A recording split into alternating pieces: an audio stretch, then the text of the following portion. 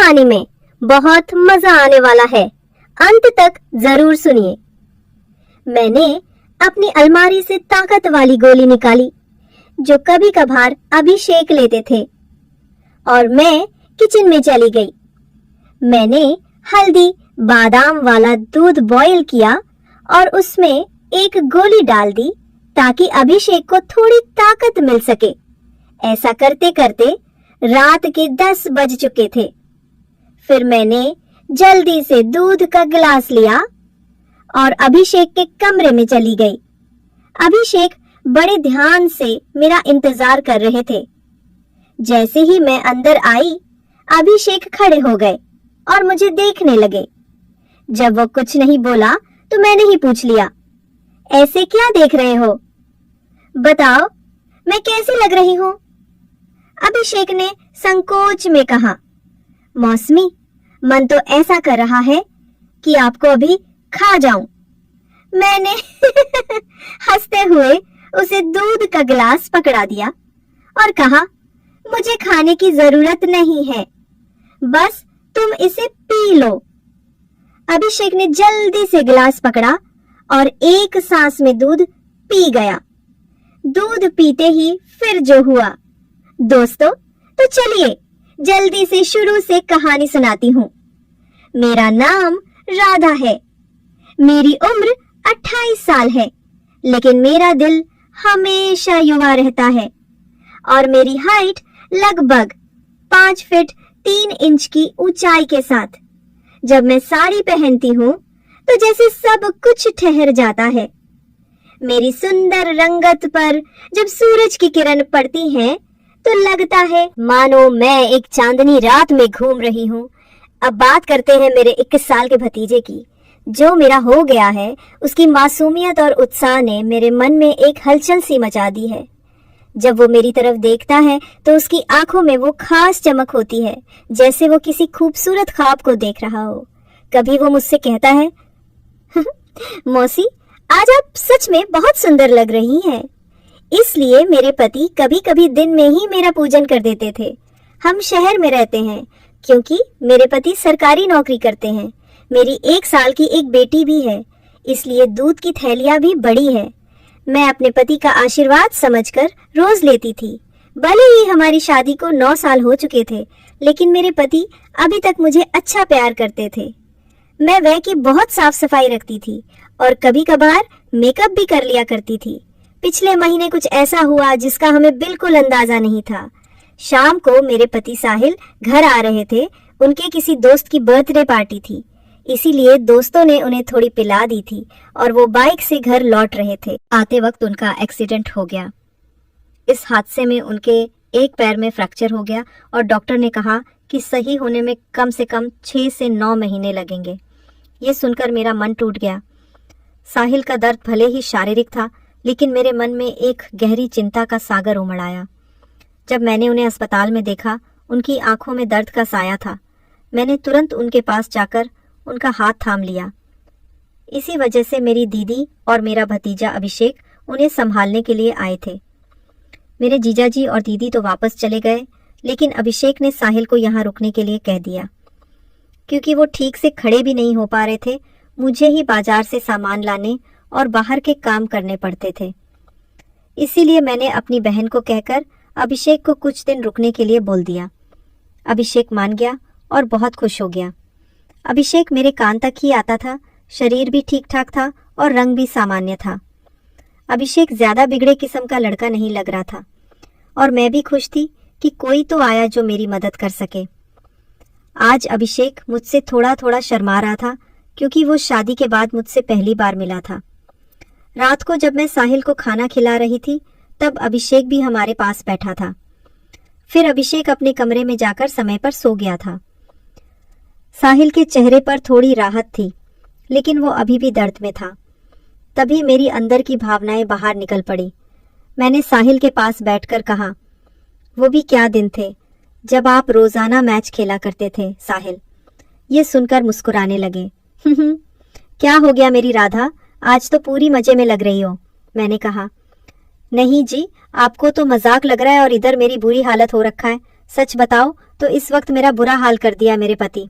बोले, मैं तुम्हारा दर्द समझता हूँ राधा, मेरा भी बहुत मन करता है, लेकिन क्या करूं, मैं तो ठीक से खड़ा भी नहीं हो सकता।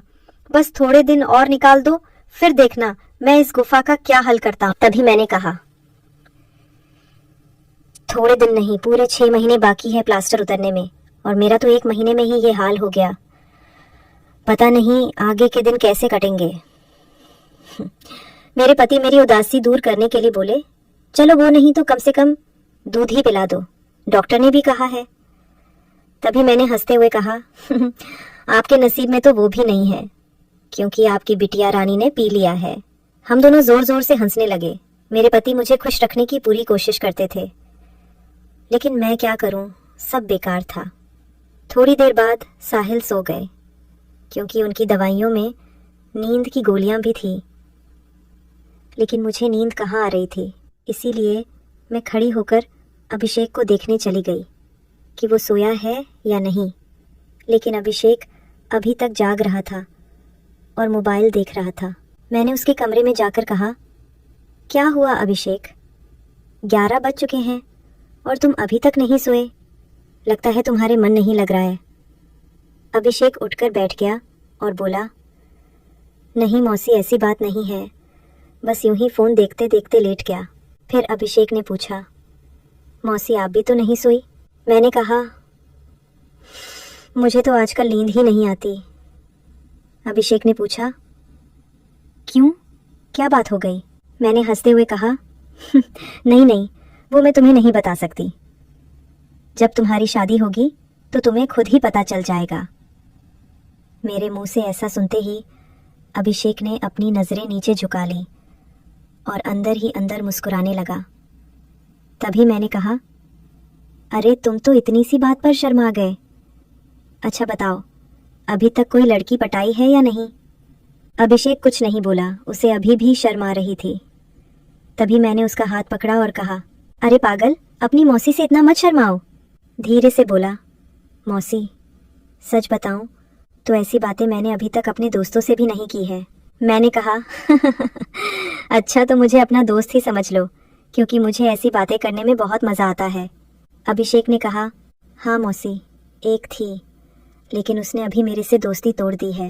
मैंने पूछा, तुमने उसकी पिटाई तो कर दी होगी ना? अभिषेक बोला, नहीं मौसी, सच बताऊं तो मैंने उसे ढंग से टच भी नहीं किया था। मैंने मुंह बनाते हुए कहा, तुम तो बड़े भोले हो अभिषेक। चलो कोई बात नहीं, अब तो मेरे पास आ गए हो तो मैं तुम्हें सब सिखा दूंगी। मैं बातें करते करते अभिषेक के कमरे में ही सो गई थी। सुबह जब मेरी आंखें खुली तो अभिषेक बेड पर बैठा हुआ मुझे ही निहार रहा था। मेरे उठते ही अभिषेक ने मुझे गुड मॉर्निंग बोला। जब मैंने पूछा, क्या देख रहे हो, तो वो बोला, मौसी आप सच में बहुत खूबसूरत हो। मैंने मुस्कुराते हुए बोली, अच्छा तो अब तुम सुबह सुबह खूबसूरती का नज़ारा ले रहे हो और रात को तो बड़े शर्मा रहे थे। अभिषेक मुस्कुराकर पूछने लगा, मौसी आप बुरा ना मानो तो एक बात पूछ सकता हूँ? मैंने कहा, अरे पागल, मैं क्यों बुरा मानूंगी, पूछो क्या पूछना है। अभिषेक मुझसे कहने लगा, मौसी सच सच बताना, आप जो 2.5 किलो के वजन अपने पास लिए घूमती हो, आपको भारी नहीं लगता क्या? उसकी बात सुनकर मेरी हंसी छूट गई।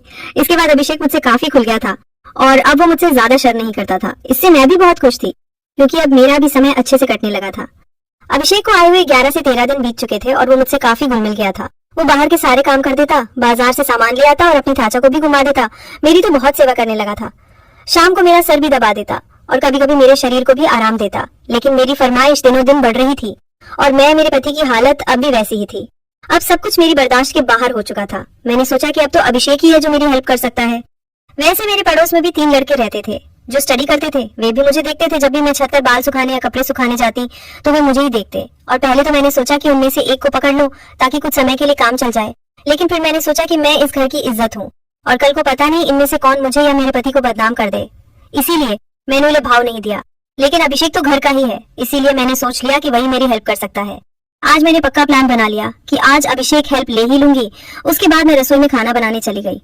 जैसे ही अभिषेक नहाकर फ्रेश होने के बाद रसोई में आया, मैंने दूध निकालने का बहाना बना दिया। मैं रसोई घर में ही लौटे से दूध निकाल रही थी। मेरी बेटी अभी नानी के घर गई हुई थी, क्योंकि घर में उसे संभालने वाला कोई नहीं था, इसलिए अब बाकी का दूध निकालना पड़ता था।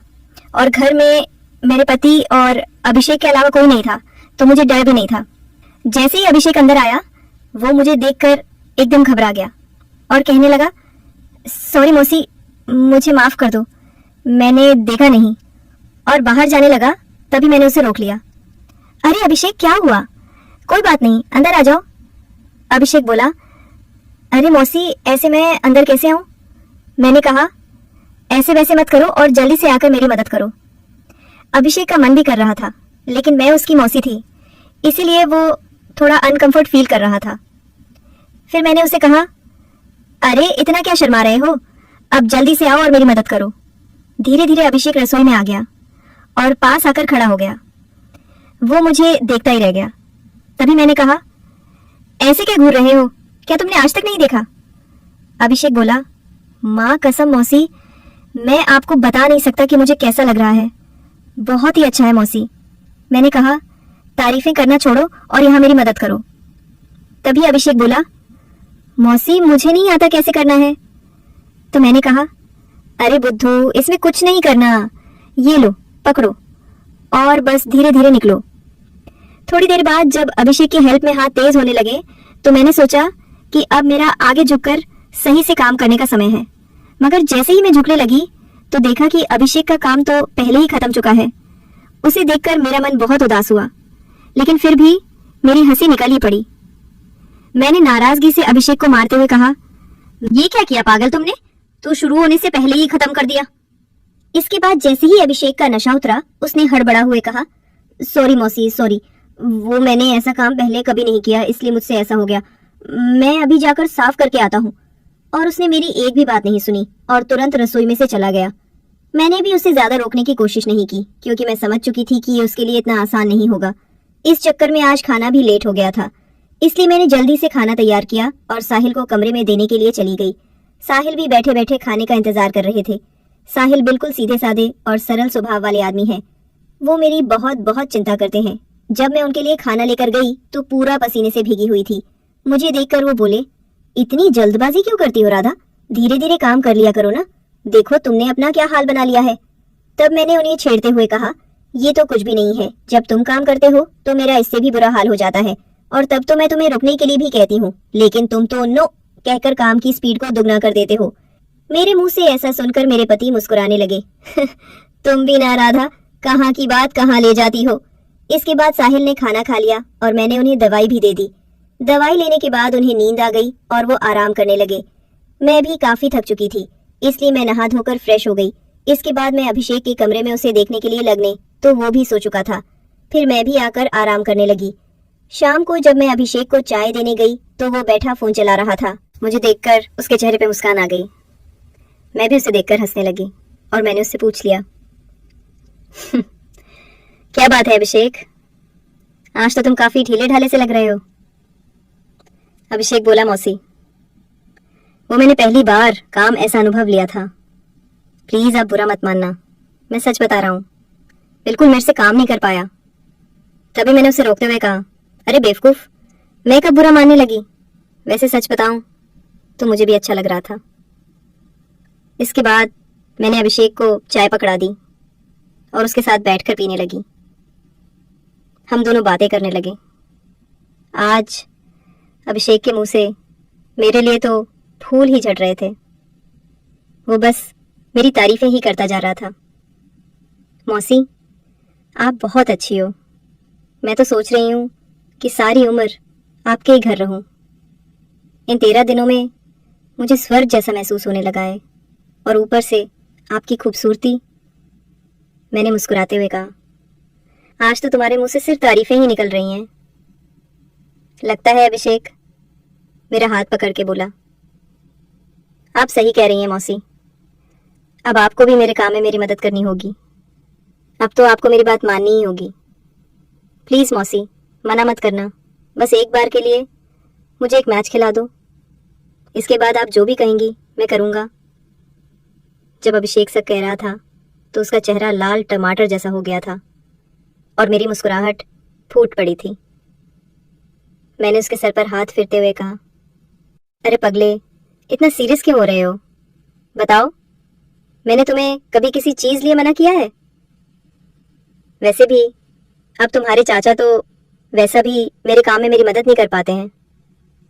और तुम इतना शर्माओ मत। अगर इतना शर्माओ तो कैसे चलेगा? अब से तुम मुझे अपनी मौसी नहीं बल्कि काम वाली ही समझना। अभिषेक बोला। मौसी एक बात और है, मैं एकदम फ्री हो जाता हूँ। मैं बहुत काम करता हूँ। मैंने उसे कहा, इसकी चिंता मत करो, इसका इंतजाम मैं कर दूंगी, तुम बस काम के लिए तैयार रहना। मेरे इतना कहते ही अभिषेक खुश हो गया और उसने थैंक्स मौसी की रट लगा दी। कहने लगा, मौसी आप बहुत अच्छी हैं। इसके बाद में चली गई क्योंकि शाम हो रही थी और मुझे साहिल को नहलाना भी था। जब साहिल जी नहा लिए तो अभिषेक उन्हें बाहर टहलाने ले गया। इसके बाद मैंने जल्दी जल्दी सारा काम किया और उनके आने तक खाना भी तैयार कर दिया। आते ही अभिषेक ने हाथ पैर धोए और खाना खाने के लिए बैठ गए। इतने में 9 बज चुके थे और दवाइयों का समय हो रहा था, इसीलिए मैं उन्हें कमरे में ले गई और दवाइयां दे दी। साहिल की मेडिसिन में नींद की गोलियां भी थी ताकि उन्हें ज्यादा दर्द ना हो और आसानी से नींद आ जाए। साहिल दवाइयां लेकर जल्दी ही सो गए। मैं उनका सर दबा रही थी। जैसे ही मुझे पता चला कि साहिल सो चुके हैं, मैं नहाने चली गई। नहाकर मैंने रेड कलर की साड़ी पहनी, बालों का जोड़ा बना लिया और महक के लिए परफ्यूम भी लगा लिया। वैसे तो मैं मेकअप कभी कभार ही करती हूँ, लेकिन आज थोड़ा थोड़ा कर ही लिया ताकि चेहरा ब्लश करे। पूरी तरह से तैयार होने के बाद मैंने अपनी अलमारी से जादू वाली गोली निकाली जो कभी कभार साहिल लेते थे और रसोई में चली गई। मैंने हल्दी बादाम वाला दूध तैयार किया और उसमें एक गोली डाल दी ताकि अभिषेक को थोड़ी ताकत मिल सके। ऐसा करते करते रात के 11 बज चुके थे। फिर मैंने जल्दी से दूध का ग्लास लिया और अभिषेक के कमरे में चली गई। अभिषेक बड़े ध्यान से मेरा इंतजार कर रहा था। जैसे ही मैं अंदर आई, वो खड़ा हो गया और मुझे देखने लगा। जब वो कुछ नहीं बोला तो मैंने ही पूछ लिया, ऐसे क्या देख रहे हो? बताओ, मैं कैसी लग रही हूँ? अभिषेक ने संकोच में कहा, मौसी मन तो ऐसा कर रहा है कि आपको अभी खा जाऊं। मैंने हंसते हुए उसे दूध का ग्लास पकड़ा दिया और कहा, मुझे खाने की जरूरत नहीं है, बस तुम इसे पी लो। अभिषेक ने जल्दी से ग्लास पकड़ और एक सांस में दूध पी गया। दूध पीते ही मैंने कहा, चलो अब जल्दी से पूजा शुरू करते हैं। अभिषेक ने जवाब दिया, मौसी पूजा तो शुरू कर दूंगा, लेकिन आप दिए में तेल डालोगी या फिर सीधे ही पूजा शुरू करें? मैंने मुस्कुराते हुए कहा, तुम मेरी चिंता मत करो, मैं पहले से ही तेल डाल कर आई हूँ। इसके बाद जो हुआ वो बताते हुए मुझे भी शर्मा रही है। मैं अभिषेक को अब तक बच्चा ही समझ रही थी, लेकिन उसने पूजा में मेरे पति को भी पीछे छोड़ दिया। अभिषेक ने सबसे पहले काजू कतली का स्वाद खाया। मेरे पति ने आज तक काजू कतली नहीं खाई।